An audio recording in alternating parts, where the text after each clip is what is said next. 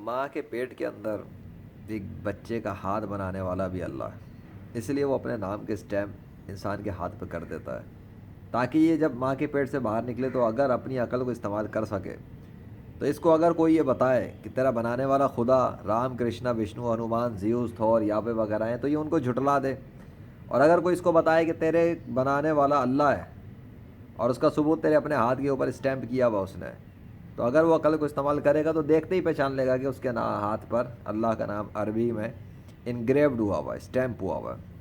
یہ بات کافی ہے ہر اس انسان کے لیے جو زمین کے اوپر ہے اور وہ یہ جاننا چاہے کہ اس کا بنانے والا خدا ہے کون۔ بغیر اپنے سگنیچر کے اس نے رکھا کیسے انسان کو؟ نہیں رکھا۔ ہر انسان کو اس نے مسلم بنایا ہے، ہر بچہ پیدائشی مسلم ہے، اور اس کے ہاتھ میں موجود اسٹیمپ بتاتی ہے کہ یہ اللہ کی بنائی ہوئی پروڈکٹ ہے، کسی کے باپ کی بنائی ہوئی پروڈکٹ نہیں ہے۔ اس کے بعد بھی کوئی یہ سوچے کہ وہ کسی اور کی پوجا کرے گا اللہ کو چھوڑ کر، اس سے بڑا جاہل اور گمراہ اور بیوقوف ترین انسان ہے کون اس زمین کے اوپر؟ تو یہ بات ختم ہو چکی ہے، یہ چیپٹر ہی کلوز ہو چکا کہ خدا ہے یا نہیں ہے۔ خدا ہے تو کون سا خدا ہے؟ اگر خدا ہے تو اس کے ساتھ اور کتنے خدا ہیں؟ اگر خدا نہیں ہے تو اللہ کا نام کس نے لکھا ہوا ہے ایک بچے کے ہاتھ پر؟ اگر اللہ کے ساتھ کوئی اور خدا ہے تو اللہ کے علاوہ کوئی اور اپنے نام کا بھی ہاتھ بنا کے دکھا دے کسی بھی بچے کے اوپر۔ نہیں ہے، کوئی بھی بچہ ایسا نہیں ہے دنیا کے اندر جس کے ہاتھ پر کسی اور خدا کا نام بنا ہوا ہو، ٹھیک ہے؟ اس کا مطلب نہ رام نے، نہ وشنو نے، نہ کرشنا نے، نہ زیوس نے، نہ تھور نے، اور وہ جو ہزاروں خداؤں کے جو نام گھڑے ہوئے ہیں باپ داداؤں نے ماضی کے انسانوں کے، انہوں نے بھی بچوں کو نہیں بنایا۔ بچوں کو ان کی ماں کے پیٹ کے اندر جو صورت دیتا ہے، آنکھیں بناتا ہے، دل بناتا ہے، گردے بناتا ہے، وہ صرف اللہ ہے۔ اور اسی وجہ سے یہ بات ملتی ہے قرآن کے اندر بھی کہ اللہ نے اپنے دعوے کیے ہیں، وہ بناتا ہے انسان کی ماں کے پیٹ میں، عورتوں کے پیٹ میں بچوں کو، اس کے سوا کوئی اور خدا ہے نہیں۔ اور بات ثابت بھی ہو رہی ہے 21ویں صدی میں۔ اب اگر کوئی ہندو، عیسائی، یہودی یہ دعوے کرتے ہیں کہ اللہ خدا نہیں ہے تو وہ تو جھوٹے ہیں سب کے سب۔ 5 ارب سے زیادہ غیر مسلم جھوٹے ہیں خدا کے معاملے میں، جھوٹ بولتے ہیں، بیوقوف بناتے ہیں انسانوں کو، دھوکے باز ہیں۔ یعنی کہ خود ماں کے پیٹ سے نکل رہے ہیں اور ہاتھوں پر اللہ کا نام لکھا ہوا ہے، لیکن ان کے منہ جھوٹ بول رہا ہے، منہ سے کہتے ہیں کہ اللہ خدا نہیں ہے۔ ایسے جھوٹوں کی بات پہ میں اعتبار کروں گا؟ کبھی بھی نہیں کروں گا۔ میں کیوں اعتبار کروں؟ میرے کو دماغ خراب، میرے کتے نے کاٹا ہے مجھے کیا؟ میں جھوٹے لوگوں کی بات پہ کیوں اعتبار کروں؟ منہ سے جھوٹ بول رہے ہیں، منہ سے بغیرتی دکھا رہے ہیں، منہ سے ڈرامے بازی کر رہے ہیں، منہ سے دھوکے بازی کر رہے ہیں۔ میرے ہاتھ پہ لکھا ہوا ہے نا اللہ کا نام، میں اللہ کو خدا مانتا ہوں۔ اگر ہندو عیسائی یہودیوں کے خداؤں نے مجھے بنایا تو وہ اپنا نام لکھ کے دکھاتے نا، انہوں نے نہیں لکھا، ختم ہو گئی بات، ان کا وجود ہی نہیں ہے۔ تو میں اللہ کی عبادت کرتا ہوں، میں تو اللہ کو خدا مانوں گا۔ میں سارے غیر مسلموں کے سارے بنائے ہوئے جو جھوٹے خدا ہیں میں ان پہ لعنت بھیجتا ہوں۔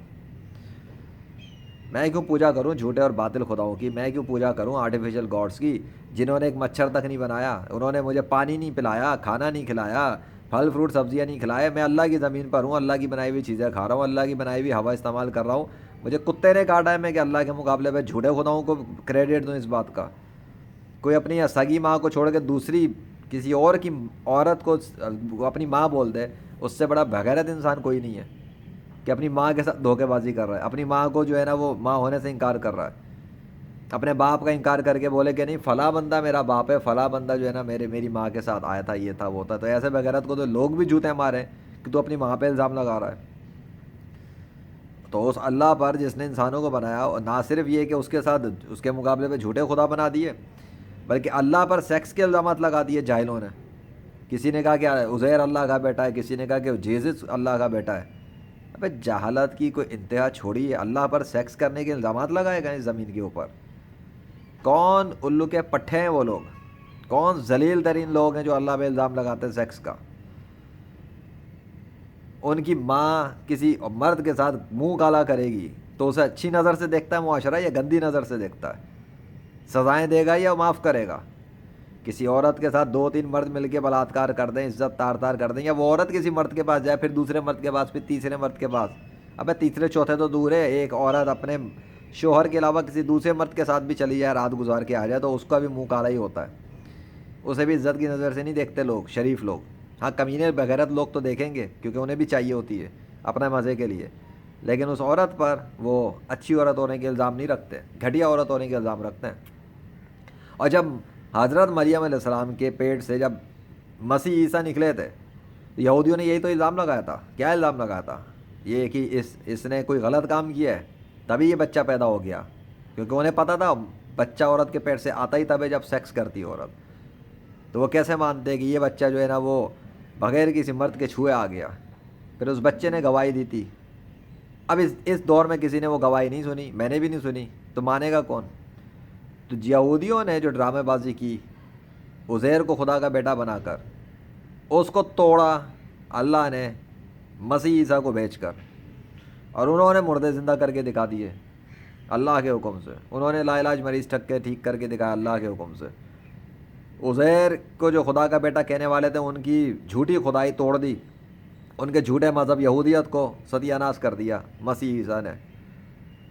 اور اس کے بعد مسیح عیسیٰ کے خلاف سازشیں کی یہودیوں نے انہیں قتل کرنے کی، تو اللہ نے ان کو آسمانوں پہ اٹھا لیا، موت سے بچا لیا۔ تو پھر جن لوگوں نے یہ کہا کہ وہ مر گئے، انہیں یہودیوں نے قتل کیا ہے، انہوں نے اپنا ایک الگ مذہب بنا لیا، وہ عیسائیت کا کریٹ کر لیا۔ ان کا عقیدہ تھا کہ مسیح ان کے گناہوں کی وجہ سے مارا گیا اور قربانی دے گیا اور یہ ہو گیا اور وہ ہو گیا، خدا کا بیٹا آیا تھا وہ مردے زندہ کرتا تھا۔ ان جاہلوں کو پتہ ہی نہیں کہ مردے زندہ کرنے کا خدا کے بیٹے ہونے سے کوئی تعلق ہی نہیں ہے۔ اگر ایسا ہوتا تو 21ویں صدی میں حضرت محمد صلی اللہ علیہ وسلم کا ایک امتی مردے زندہ کرنے کی سروس کیسے دے رہا ہے؟ حاجرہ روحانی علاج سینٹر پر مردے زندہ کرنے کی سروس کیسے دی جا رہی ہے؟ یہ تو 21ویں صدی کی بات ہے نا۔ ماضی کے اندر تو مسیح عیسیٰ علیہ السلام، پھر حضرت محمد صلی اللہ علیہ وسلم آخری نبی اس کائنات کے بادشاہ کے، اور 21ویں صدی میں ان کا ایک امتی، صرف ایک امتی مولانا ابرار عالم مردے زندہ کرنے کی سروس دے رہا ہے۔ آخر کون ہے یہ مولانا ابرار عالم؟ کہاں سے آ گیا اچانک ایک مسلم؟ کون ہے یہ سنی مسلم ہے؟ حضرت محمد صلی اللہ علیہ وسلم کا ایک امتی شاہ عقیق بابا مردہ ہو جانے کے باوجود، 500 سال کے باوجود، قبر میں دفن ہو جانے کے باوجود، ایک مردہ لا علاج مریضوں کا علاج آپریشن کر رہا ہے، سرجریاں کر رہا ہے۔ کیسے؟ آخر یہ طاقت دین اسلام کے اندر حضرت محمد صلی اللہ علیہ وسلم کے امتیوں کو کیسے حاصل ہے؟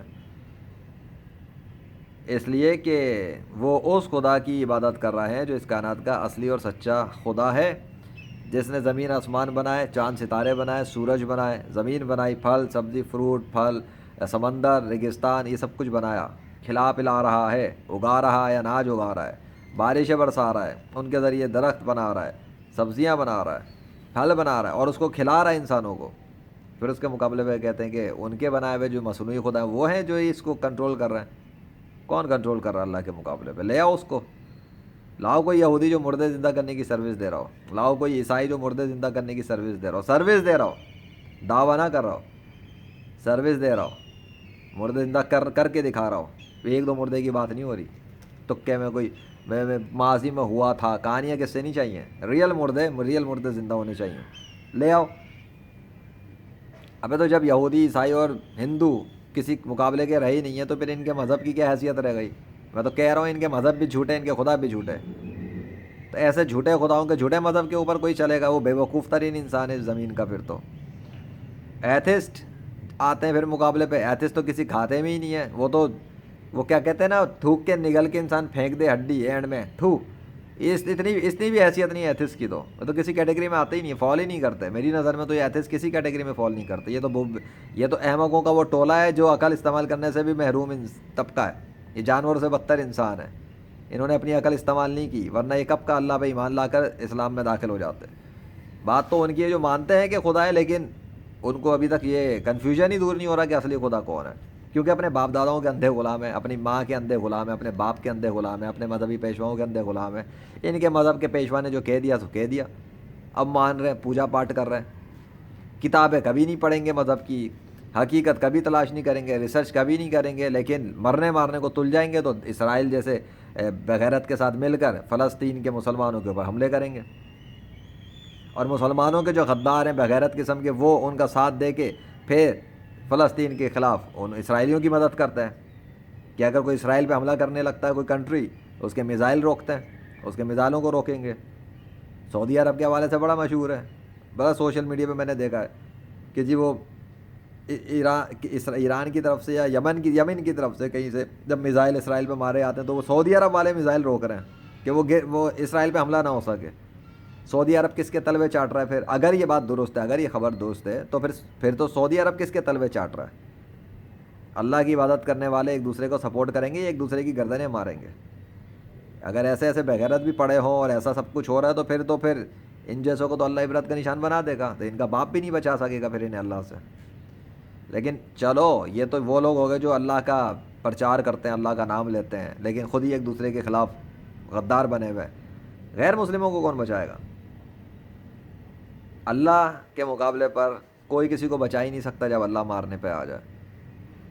اللہ نے کرونا کے ذریعے کتنی لاشیں نکالی زمین پہ سے، کتنی لاشیں اٹھائیں. میں نے تب بھی کہا تھا، بتایا تھا، لاشوں کے حوالے سے بات کہی تھی، لاشوں پہ بزنس کرنے کے حوالے سے بات کہی تھی. ماضی ہو گیا، گزر گیا وہ وقت. 21ویں صدی کے اندر لاشوں کے اوپر بزنس شروع ہو چکا ہے، روحانی بزنس شروع ہو چکا ہے لاشوں پہ، مردے زندہ کرنے کا. اپنا مردہ زندہ کراؤ. آگ تو گئی وہی بات، تب کہی تھی، اب آ گئی.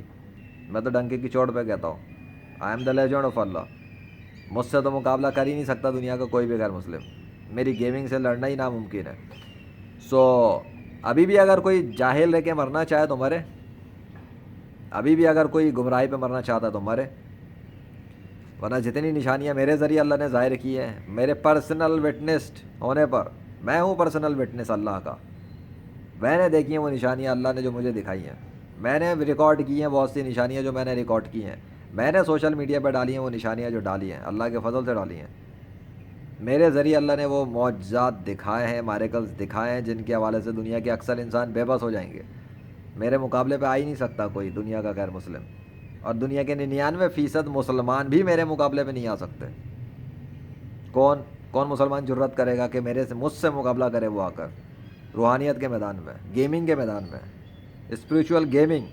یاد رکھنا، اسپریچول گیمنگ. دنیا کے 99% مسلمان میری اسپریچول گیمنگ کے مقابلے میں بے بس اور عاجز ہو جائیں گے اگر انہوں نے میرا مقابلہ کرنے کی کوشش کی. کریں گے بھی کیوں؟ اگر کوئی کرنا چاہے گا تو تب کرے گا جب وہ حاسد ہوگا، بغض میں ہوگا، دشمنی پر ہوگا، تب کرے گا. کیونکہ میری گیمنگ کا تو پرپز ہی ایک ہی ہے کہ اللہ کی خدائی ثابت کی جائے کہ صرف اللہ سچا خدا ہے اور حضرت محمد صلی اللہ علیہ وسلم اس کے آخری نبی ہیں. میں نے کہا کر دیا ثابت. میرے تو دا گیم آف لیجنڈ کا مقصد ہی یہی ہے، میں نے کر دیا، اللہ نے ثابت کروایا. اب بتا دو کون کتنے پانی میں میرے مقابلے پہ؟ میرے سامنے تو دنیا کے 99% انسان بچے ہیں، اس وقت کچھ بھی نہیں کر سکتے وہ میرا اس میدان کے اندر. تو gods of battle ground of gods, یعنی کہ ایگزسٹنس آف گاڈس پر، ایگزسٹنس آف گاڈ پر اور ایگزسٹنس آف اللہ پر میں 21ویں صدی کا ناقابل شکست مسلم مین آف اسلام ہوں.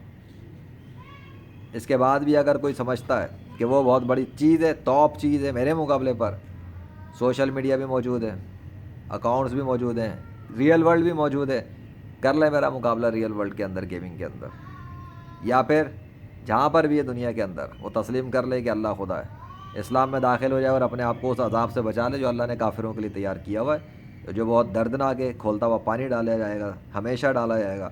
کھولتا ہوا پانی ڈالا بھی جائے گا، پیپ پلائی جائے گی، ہڈیاں توڑی جائیں گی، ہمیشہ کے لیے دردناک بدترین عذاب میں رکھا جائے گا. پھر اس کی مدد نہیں کی جائے گی. مدد کرنے میں نہ اس کا باپ بچا سکے گا، نہ رشتہ دار، نہ اس کی فوج، نہ اس کی پولیس.